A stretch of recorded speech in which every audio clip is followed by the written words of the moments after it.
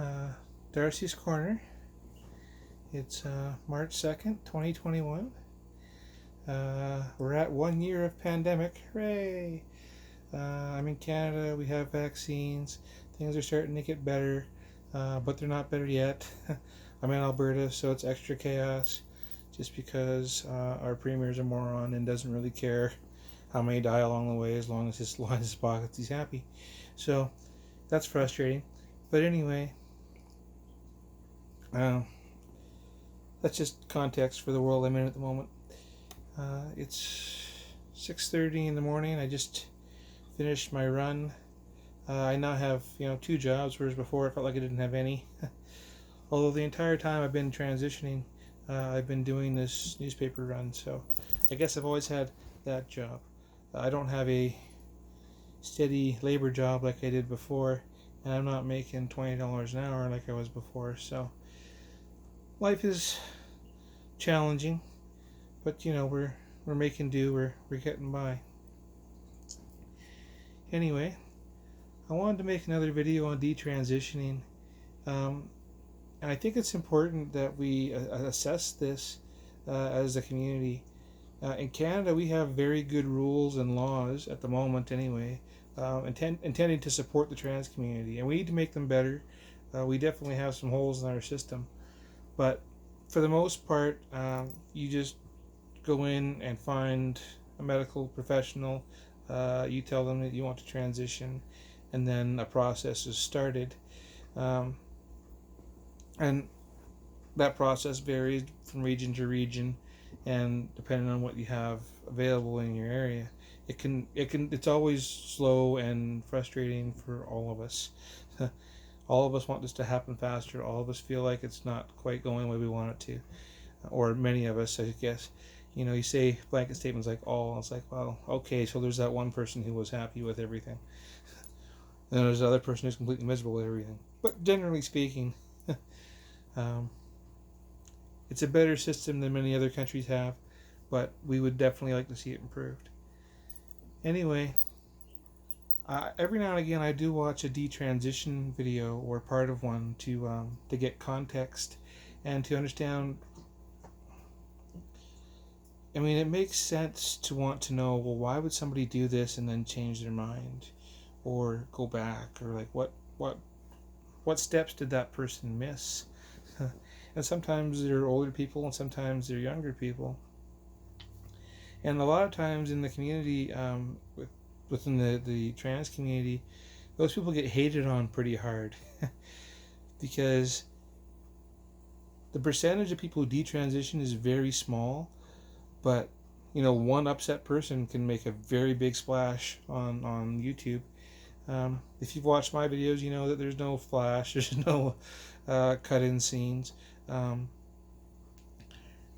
Maybe one day I'll get around to actually sophisticating my YouTube channel, but it's not looking like it's going to happen anytime soon.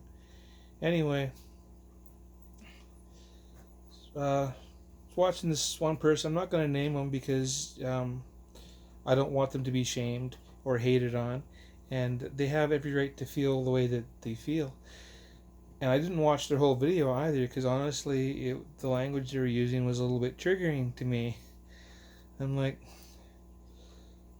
but it's an important phenomenon, and it all needs to be studied. And it would be helpful to us as a community if we were supporting one another and like came together with this information in some way, instead of just these anecdotal, like my story and her story and the other person's story. It's better if we come together and like make a matrix that explains these situations. I have a personal belief that there's 50 shades of trans. So the trans phenomenon affects different individuals in an individual way. In general, there's groups, but trans is a very umbrella term. And I know, especially for me, the reason it took me so long to finally look up even what my condition was is because it would be really strongly there for a while, and then it would go away for a while. And I was just under the impression, well, if it's real, it'll be there forever. And that's just not the case for everybody. And for me, like it can go for years at a time and be gone. And when that happens, in the past when that would happen, on the one hand I would miss it.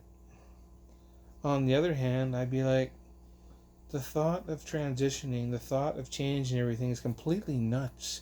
Why would I want to do that? Like, that's crazy. Why would you even play with that? Just like leave it alone and be glad it's gone. Those would be the two warring thoughts in my mind. Plus, like I said, I didn't know it was real. So I'm watching this detransitioner, and I think they said they transitioned at 23 or in their 20s, and maybe they're transitioning back at 23. At any rate, they were an adult when they made the decision to transition, and then they decided to detransition. And in their opinion, children should never transition because it's just always wrong. Well, that's a dangerous opinion to have. And I don't want to put that person down, but that's a stupid opinion to have.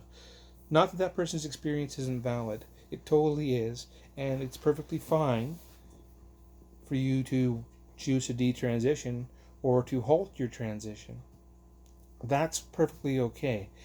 But to say because you had that experience, no other person should be able to progress with their lives?